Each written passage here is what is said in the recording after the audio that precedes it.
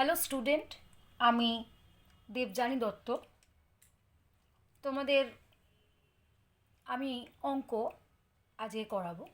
তো অঙ্ক কি আজকে করাবো তার আগে আমি একটা দেখো ছবি তোমাদের দেখাচ্ছি। এটা একটা দেখো দোকানের মতন ছবি দিয়েছি। তো যার আমি দেখাচ্ছি যে একটা লজেন্স রয়েছে, তার দাম 5 টাকা। বিস্কুটের দাম দিয়েছি 10 টাকা। চিনি পরিমাণ 5 কেজি, আলু 10 কেজি আছে এটা। আর পাশে একটা গাছের ছবি এঁকেছি, ফুল আছে আর প্রজাপতি উঠছে। এবার এই ছবি দেখে আমার যে যে প্রশ্নগুলো আছে তোমাদেরকে ফার্স্ট আমি করছি। গাছে কটা ফুল আছে? তাহলে তুমি কি বলবে? কটা ফুল আছে? তো তুমি ফুল আছে কটা, তার জন্য তুমি কি করবে? গুনবে, তাই তো? ভালো করে খেয়াল করো, কি করবে না গুনবে। 1 2 3 4 আর 5। তাহলে কটা ফুল আছে তুমি গুনে আমাকে তাহলে উত্তর দেবে 5টি, তাই তো? এবার আমি যদি বলি কটা প্রজাপতি দেখা যাচ্ছে, তাহলে তুমিও একই পদ্ধতিতে মানে একই উপায় মানে গুনবে, গুনে আমাকে উত্তর দিতে, তাই তো? যদি সামনে থাকতে না 1 2 3, তাহলে প্রজাপতি 3টি আছে। এবার আমি এক প্রশ্ন করলাম, দোকানে কতটা পরিমাণ চিনি আছে? কারণ আমরা যখন চিনি কিনতে যাই আমরা পরিমাণ বলি, তাই না? আমরা কি বলি একটা চিনি কি দুটো চিনি, তা কিন্তু বলি না, যে কতটা পরিমাণ আমি চিনি নেবো সেটা বলি। তো এখানে দেখো পরিমাণ আমি কি লিখেছি, 5 কেজি। তাহলে এখানে পরিমাণ লিখলাম 5 কেজি। আর বিস্কুটের দাম কত? দাম, মূল্য, তো আমি বলছি কত না 10 টাকা। এই টি, কেজি আর টাকা এইগুলোকে যদি বাদ দিয়ে বাকি জিনিসটার দিকে খেয়াল রাখো, যে 5 3 5 10, এটা একটা মিল না? একটা একটা কি বলতে পারি, চিহ্ন তো। তো এই একটা মিল আছে। তাহলে এই 5 3 10 এগুলোকে আমরা কি বলি? ছোট থেকে শিখেছি, এগুলোকে কি বলেছিলাম আমরা? আমরা বলেছিলাম সংখ্যা। এই 5 3 10 এরা হচ্ছে কি সংখ্যা।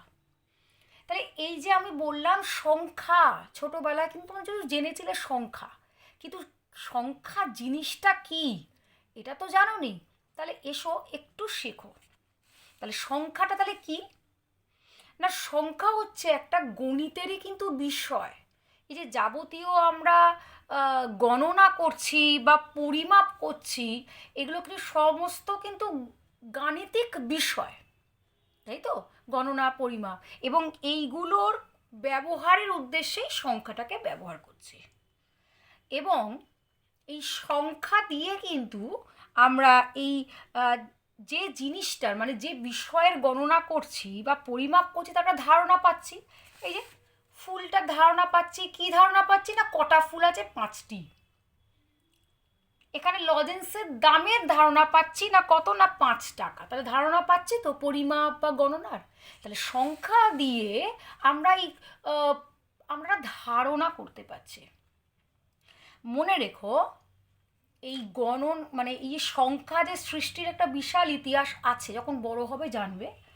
তো একটু জাস্ট ছোট করে জেনে রাখো যে এই গণনা থেকেই কিন্তু গণিতের সৃষ্টি হয়েছিল। কারণ গণনা এই যে ধারণাটা, যে গণনা, আমরা গণনা ব্যাপারটা একটা একটা ধারণা তো, এই গণনার ধারণার জন্য আমাদের দরকার কি কিছু দিয়ে প্রকাশ করা। সেই প্রকাশ করাটা কি না, তার জন্য প্রকাশের জন্য আমার একটা সংখ্যার প্রয়োজন হয়েছিল ব্যবহার করার। এবং তারপরে সেই সংখ্যাগুলোকে কত রকমভাবে ব্যবহার করা যায় তার থেকেই সৃষ্টি হয়েছিল কিন্তু গণিত। মাথায় ঢুকলো? তাহলে এই গণনা ধারণা থেকেই আমার যে সংখ্যা ব্যবহারের প্রয়োজনীয়তা দেখা দিয়েছিল এবং তারপরেই গণিতের সৃষ্টি হয়েছিল। এই সংখ্যা কিন্তু মনে রেখো অনেক ভাগ আছে। যত উঁচু ক্লাসে উঠবে সংখ্যার অনেক ভাগ জানতে পারবে, সংখ্যার বিশাল ব্যাপার জানতে পারবে, কারণ সংখ্যার কোনো শেষ নেই। কিন্তু যেহেতু আমরা এখন সবে শিখছি, তাই সংখ্যার কিছুটা অংশ আমরা শিখব। কি কি শিখব? স্বাভাবিক সংখ্যা, অখণ্ড সংখ্যা, পূর্ণ সংখ্যা, ভগ্নাংশ সংখ্যা, দশমিক ভগ্নাংশ সংখ্যা, এগুলোর সঙ্গে আমরা পরিচিত হব এবং এগুলোর ব্যবহারগুলো শিখব। সেটা আমরা পরে আরও ভালো করে বোঝাবো। তাহলে মোটামুটি একটু মাথায় নিশ্চয়ই ঢুকলো যে সংখ্যার ব্যাপারটা কি, কারণ আমরা আগে কিন্তু সংখ্যা কাকে বলে সেটা জানতাম না। তাহলে এখন আমরা সংখ্যা কাকে বলে সেটা কিন্তু জেনে গেলাম, তাই তো?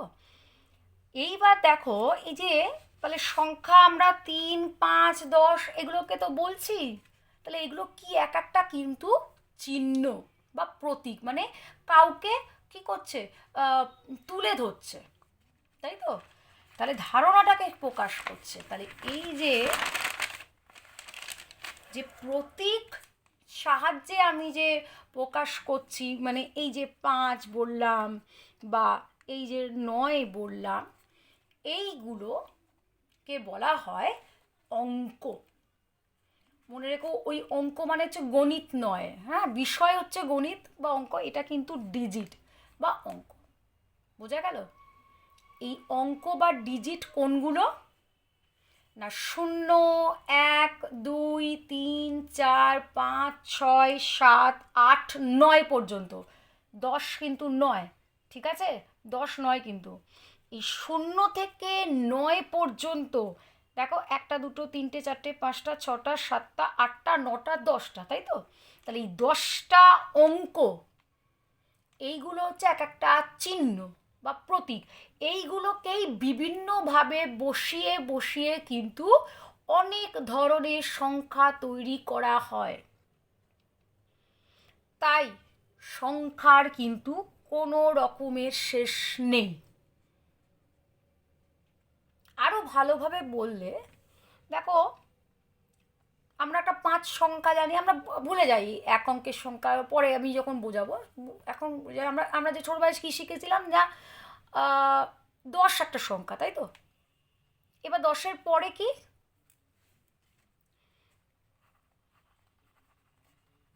10-এর পরে কে? না 11। এই 11টা কি করে তৈরি হয়েছে? 10-এর সাথে 1 যোগ হয় না? আবার 11-র পরে কে?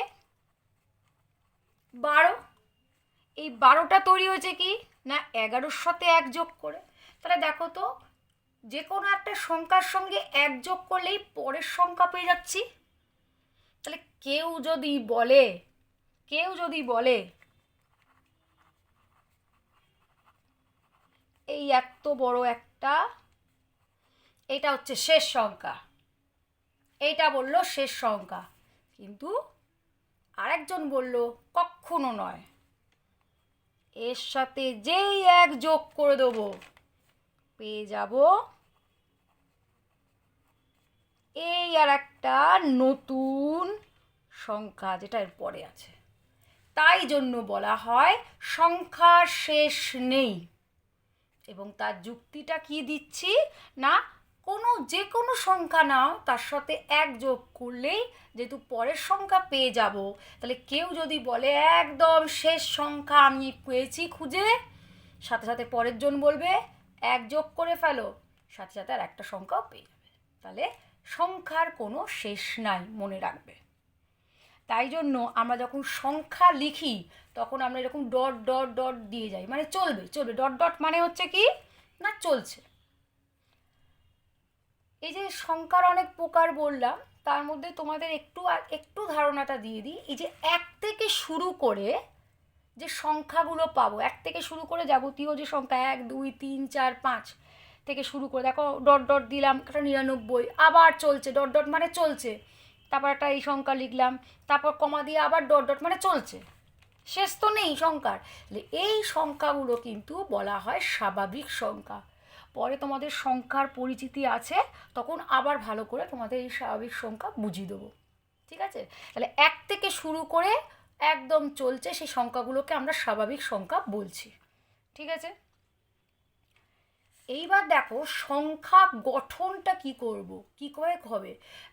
সংখ্যা গঠনটা যে স্থান দিয়ে তৈরি হয় এটা আমি পরে আসছি, আগে একদম সাধারণ জিনিসটাকে আমি তোমাদেরকে একটু বোঝাই, ওটা একটুখানি জেনে নাও। দেখো, যদি একা একাই, আমি এখনই বললাম যে অঙ্কগুলো হচ্ছে 0, 1, 2, 3, 4, 5, 6, 7, 8, 9, তাই তো। এবার এরা যদি একা একা বসে তাহলে কি হবে, এই যে 1, 2, 3, আচ্ছা আমি লিখে দিচ্ছি, দেখো 4, 5, 6, 7, 8, 9 একা একা বসলো, তাহলে এদেরকে আমি কি বলবো, এক অঙ্কের সংখ্যা, কারণ এরা এক একটাই অঙ্ক। এবার দেখো 9-এর পরের সংখ্যাটা কি, 10, তাই তো। 10 মানে 10 কি করে তৈরি হয়েছে, 10 কোন কোন অঙ্ক দিয়ে তৈরি হয়েছে, 1 আর হচ্ছে 0, তাই তো। তাহলে দুটো অঙ্ক দিয়ে 10 তৈরি হয়েছে, তাই দুটো অঙ্ক পাশাপাশি বসলে তাহলে ক অঙ্কের সংখ্যা হচ্ছে না 2 অঙ্কের সংখ্যা। এবার দেখো মনে করো 84 বললাম, তাহলে কোন কোন অঙ্ক ব্যবহার করেছি, 8 অঙ্কটা ব্যবহার করেছি, আর ব্যবহার করেছি 4 অঙ্কটা, তাই তো। তাহলে 8 অঙ্ক আর 4 অঙ্কটাকে ব্যবহার করে আমি 84 করেছি। এবার দেখো আমি উল্টে দিই, বা আমি এতে করলাম, আমি ওই স্থান ব্যাপারটা পরে বোঝাচ্ছি। আমি আগে 4 বসাচ্ছি, পরে 8 বসাচ্ছি, তাহলেও একটা সংখ্যা পাচ্ছি। তাহলে দুটো অঙ্ক পাশাপাশি বসালে 2 অঙ্কের সংখ্যা আমি পাচ্ছি। তাহলে এবার 2 অঙ্কের সংখ্যা দেখো শুরু করতে থেকে, তাহলে 10 থেকে, এবার শেষটা ভাবো 99, তারপর হচ্ছে 100, তাহলে 100টা কি, 100 কি দিয়ে তো, 100টা কি 100টা কি হচ্ছে, কটা অঙ্ক, একটা 0 আর একটা 0 আর 1, তাহলে 1 আর দুটো 0 বসেছে মানে 3টে অঙ্ক, তাই তো।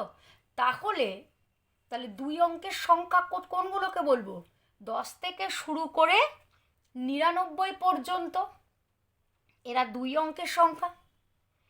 তাহলে এবার বলো তো, তাহলে 3টি অঙ্ক যদি পাশাপাশি বসে তাহলে এখানে ক অঙ্কের সংখ্যা বলবো, 3 অঙ্কের সংখ্যা বলবো, তাই তো।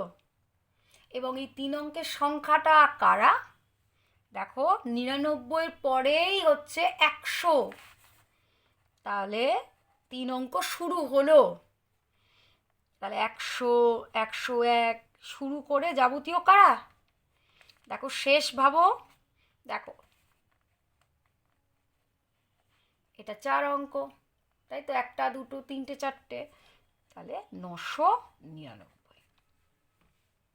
তাহলে 100 থেকে শুরু করে 999 পর্যন্ত এই যাবতীয় সংখ্যাগুলো হচ্ছে 3 অঙ্কের সংখ্যা।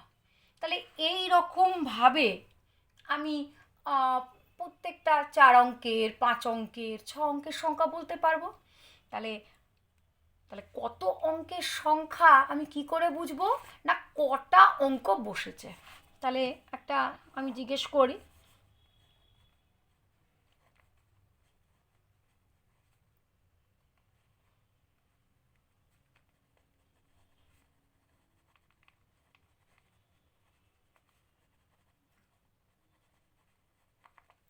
এই সংখ্যাটা কয় অঙ্কের সংখ্যা, তাহলে তুমি কি করবে, গুনবে তো, 1, 2, 3, 4, 5, 6, তাহলে ক অঙ্কের সংখ্যা, উত্তর তাহলে কি হবে, উত্তর হবে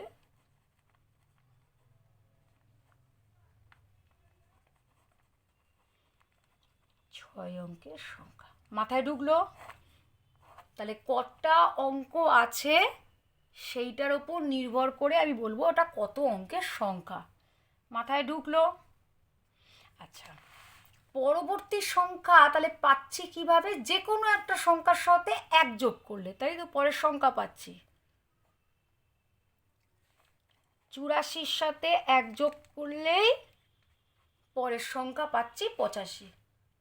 এবার আগের সংখ্যা তাহলে কি করে পাবো, আগের সংখ্যা পেতে গেলে তাহলে কি করব, 1 বাদ দেব। 85 থেকে একবার দিলে হচ্ছে 84, তাই না? 84 আগের সংখ্যা।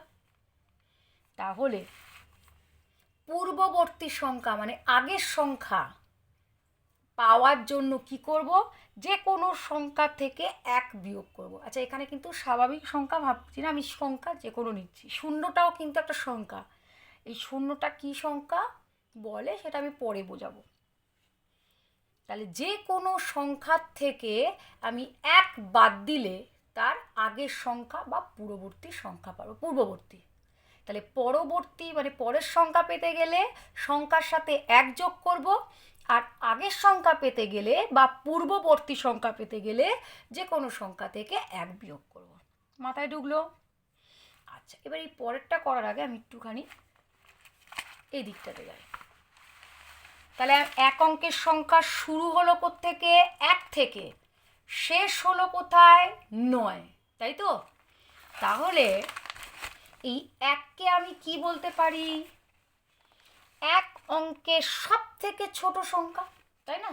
শুরু তো ওই দিকে, যে শুরু হয় সব থেকে তো ছোট, তারপর দেখো আস্তে আস্তে তো বাড়ছে। তাহলে সব থেকে ছোটকে 1, আর দেখো সব থেকে বড়কে 9।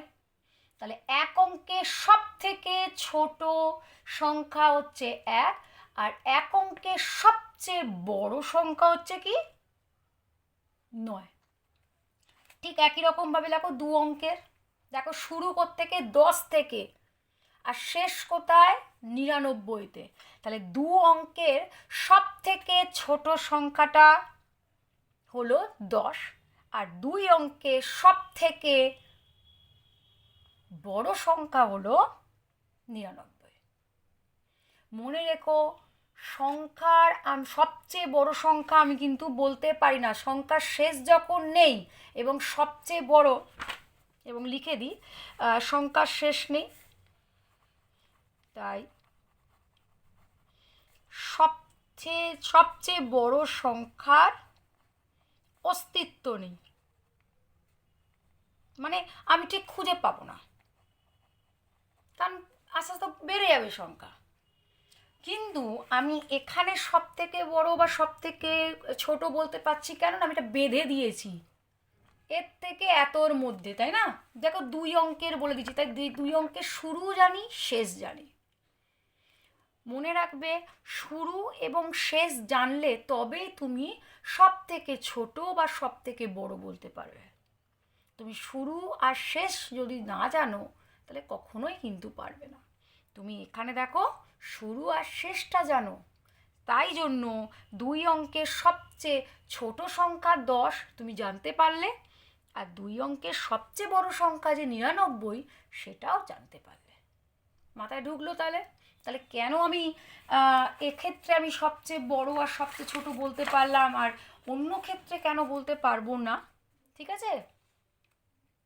তাহলে আমি 1কে বলছি 1 অঙ্কের সবচেয়ে ছোট সংখ্যা। মনে রেখো, এই সবচেয়ে ছোট সংখ্যা, এই সবচেয়ে ছোটটাকে লেখা হয় শুদ্ধ ভাষায় কি? ক্ষুদ্রতম, সব থেকে ছোট, ক্ষুদ্রতম। আর সবচেয়ে বড়কে লেখা হয় বৃহত্তম। তোমরা এটা কিন্তু নিচু ক্লাসে এই দুটো শব্দের সঙ্গে কিন্তু পরিচয় তোমাদের আছে। তা আজকে নিশ্চয়ই তোমাদের কিছুটা হলেও সেই পরিচয়টা আর একটু স্পষ্ট হলো, তাই না? তাহলে 10কে তাহলে কি বলবো? 2 অঙ্কের ক্ষুদ্রতম সংখ্যা। তাহলে 99কে তাহলে কি বলবো? 2 অঙ্ক, কারণ দুটো অঙ্ক আছে, তাহলে 2 অঙ্কের, এবং 99 হচ্ছে একদম বৃহত্তম সংখ্যা। তাহলে এবারে তাহলে 100টা কি না? 3 অঙ্ক শুরু হচ্ছে, তাই 3 অঙ্কের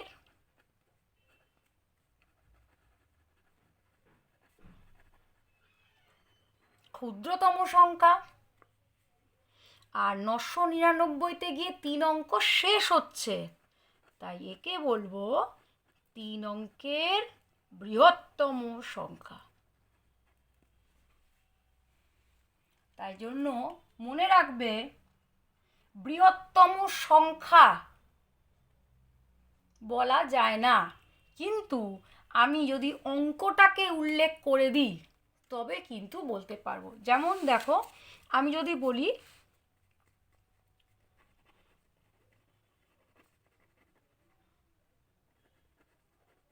আমি মনে করো লিখলাম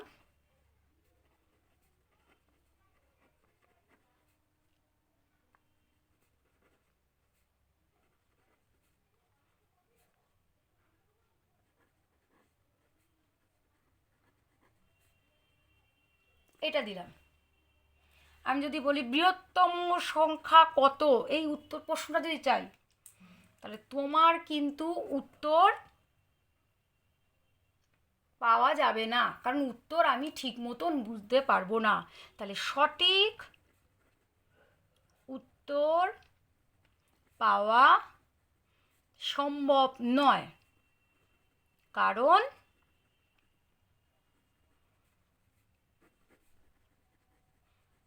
সবচেয়ে বড় সংখ্যা নেই। কিন্তু আমি যদি বলতাম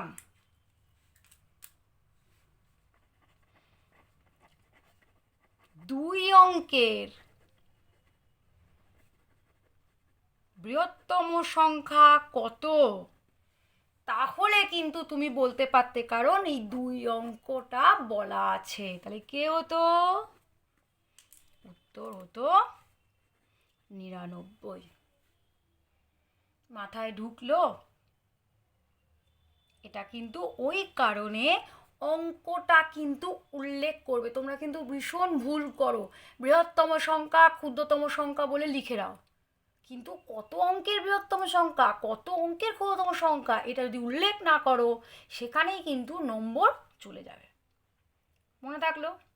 আচ্ছা, এবার একটু দেখো, এই যে বৃহত্তম সংখ্যা বা ক্ষুদ্রতম সংখ্যা দিচ্ছে, দেখো সবসময় মনে রাখবে অঙ্ক কিন্তু খুব বুদ্ধি, সবসময় মুখস্থ না, একটু মনে রাখতে হবে, চোখ কান খোলা রাখতে হবে একটু বুদ্ধিগুলো।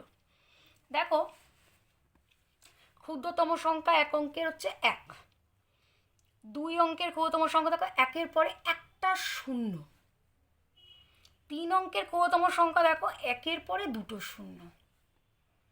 তার মানে আমি যত অঙ্কের ক্ষুদ্রতম সংখ্যা বলবো একের পর তত তত অঙ্কর মানে তার থেকে কম শূন্য দেবো।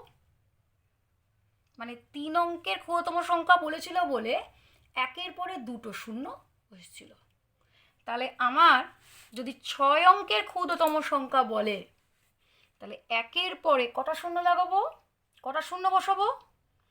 5টা, কারণ 6 অঙ্ক বলেছে, তাহলে 5টা। 1 2 3 4 5। এবার দেখো গুণে দেখো, 1 2 3 4 5 6, 6 অঙ্ক হয়ে গেল।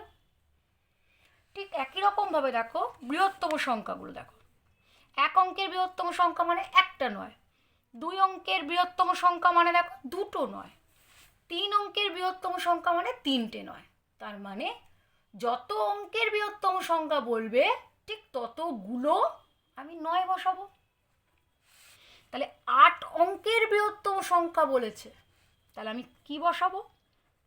8টা নয়, 3 4 5 6 7 8। মাথায় ঢুকলো? এইবার একটা জিনিস তোমাদেরকে দেখো এখান থেকে পেয়ে যাবে, দেখো এক অঙ্কের বৃহত্তম সংখ্যা 9 আর দুই অঙ্কের ক্ষুদ্রতম সংখ্যা 10, তাহলে 10 থেকে দেখো 1 বিয়োগ করলে 9 পাচ্ছি তো। তাহলে দুই অঙ্কের ক্ষুদ্রতম সংখ্যা থেকে, তাই তো, তার দুই অঙ্কের ক্ষুদ্রতম সংখ্যা থেকে তার আগের অঙ্কের দুই অঙ্কের ক্ষুদ্রতম সংখ্যা থেকে 1 বিয়োগ করলে তার আগের অঙ্কের বৃহত্তম সংখ্যা পাচ্ছি, তাই তো। ঠিক উল্টোভাবে দেখো, 9-এর সঙ্গে যখন 1 যোগ করছো 10 পাচ্ছ, তার মানে এক অঙ্কের বৃহত্তম সংখ্যার সাথে 1 যোগ করলে দুই অঙ্কের ক্ষুদ্রতম সংখ্যা পাচ্ছি। তো এটার থেকে একটা দেখো লেখা লিখছি, কোনো অঙ্কের বৃহত্তম সংখ্যা যদি পেতে হয় তবে পরবর্তী অঙ্কের ক্ষুদ্রতম সংখ্যার থেকে, আচ্ছা মনে রেখো, হ্যাঁ আচ্ছা, পরবর্তী অঙ্কের ক্ষুদ্রতম সংখ্যা থেকে 1 বিয়োগ করব। এই যে 1 অঙ্কের আমি বৃহত্তম সংখ্যা চাইছি, 1 অঙ্কের বৃহত্তম সংখ্যা, উদাহরণ হিসাবে এটা নিই, তোমাদের এটা সুবিধা হবে।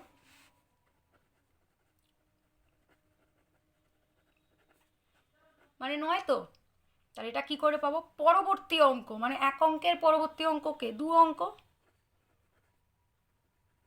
তাহলে 2 অঙ্কের ক্ষুদ্রতম সংখ্যা বিয়োগ 1, তাহলে এই 9টা কি 2 অঙ্কের ক্ষুদ্র সংখ্যা, মানে কি 10, 10 বিয়োগ 1, তবেই না পাচ্ছি। তাহলে কোনো অঙ্কের ক্ষুদ্রতম সংখ্যা তাহলে কিভাবে লিখব? ক্ষুদ্রতম সংখ্যাটা কি করে পাবো? এখানে কোনো অঙ্ক মানে 1 অঙ্ক বাদ দিয়ে হবে, হ্যাঁ,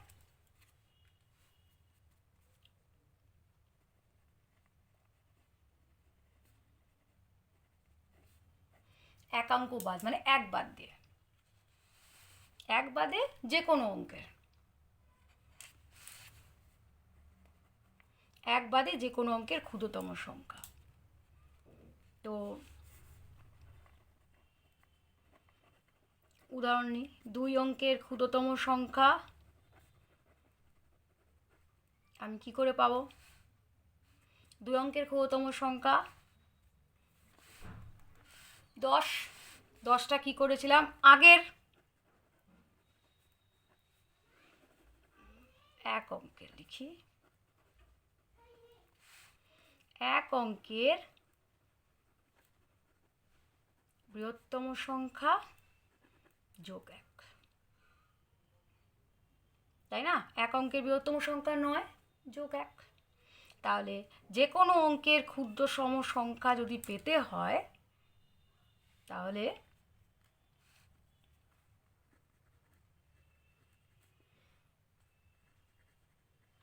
আগের অঙ্কের বৃহত্তম সংখ্যার সাথে 1 যোগ করব। এটা জেনে রাখো, ঠিক আছে? তো এটা কেন করলাম না, এই উত্তরটা। এবার তোমার যে সংখ্যার যখন শেষ নেই, মানে কটা সংখ্যা পেতে পারি আমি যখন জানি না, বলতে পারি না গুণে, কারণ সংখ্যা তো কোনো নির্দিষ্ট নয়, সংখ্যা অনির্দিষ্ট, সংখ্যার কোনো শেষ নেই, কিন্তু আমি সংখ্যাকে চাইলে গুনতে পারি। কিভাবে না, ছোট ছোটোভাবে ভাগ করে, মানে 1 অঙ্কের সংখ্যা কটা, 2 অঙ্কের সংখ্যা কটা, 3 অঙ্কের সংখ্যা কটা, এইভাবে। কিভাবে করব? দেখো 1 অঙ্কের সংখ্যা 1 2 3 4 5 6 7 8 9, 1 অঙ্কের সংখ্যা হচ্ছে 9টি। এবার 2 অঙ্কের সংখ্যা কটি, কিভাবে করব? দেখো 2 অঙ্কের সংখ্যা শেষ হচ্ছে 99-তে, আর 1 অঙ্কের সংখ্যা শেষ হচ্ছে কোথায়? 9। এবার এই দুটোকে বিয়োগ করি, তাহলে উত্তর হবে কি 90টি। তাহলে 3 অঙ্কের সংখ্যা যদি বলি, 3 অঙ্কের সংখ্যা কয়টি, তাহলে তুমি কি করে বার করবে? রাফে 3 অঙ্কের সংখ্যা শেষ মানে বৃহত্তম কত, এইটা, আর 2 অঙ্কের শেষ কোথায়, এইটা, বিয়োগ করো, তাহলে উত্তর হবে কত? 900টি। বোঝা গেল? তাহলে এখানেও দেখো সবসময় তো এভাবে এভাবে পাওয়া যায়, কিন্তু ওই যে বললাম অঙ্কের একটা মানে বুদ্ধি দিতে হবে। তো দেখো যতগুলো আর কি, যত অঙ্কের সংখ্যা চেয়েছে কটা আছে, দেখো 9-এর পরে তার থেকে একটা কম শূন্য বসেছে। দেখো 3 অঙ্কের সংখ্যা কয়টিতে, দেখো 9-এর পরে 2টো বসেছে শূন্য। তাহলে আমি যদি বলি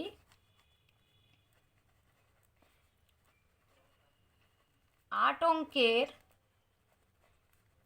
সংখ্যা কয়টি?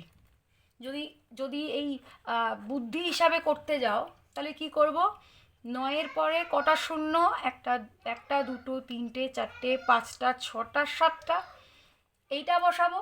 আর এমনি যে পদ্ধতি আসল সেটা কি বললাম, 8 অঙ্কের বৃহত্তম সংখ্যা মানে 8টা 9। এবার 8 অঙ্কের আগেরটা কত, 7 অঙ্ক, তার বৃহত্তম সংখ্যা হচ্ছে কি 7টা 9,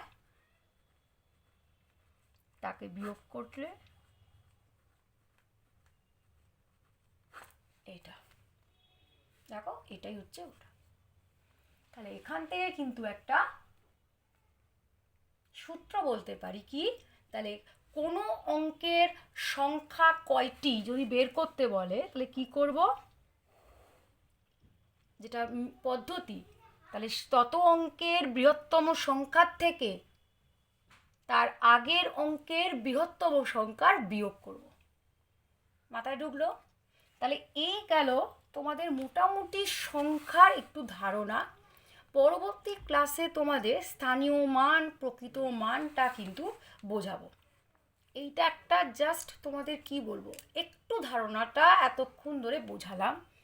আশা করি তোমরা এটা একটু বুঝতে পেরেছো, এটা আশা করি।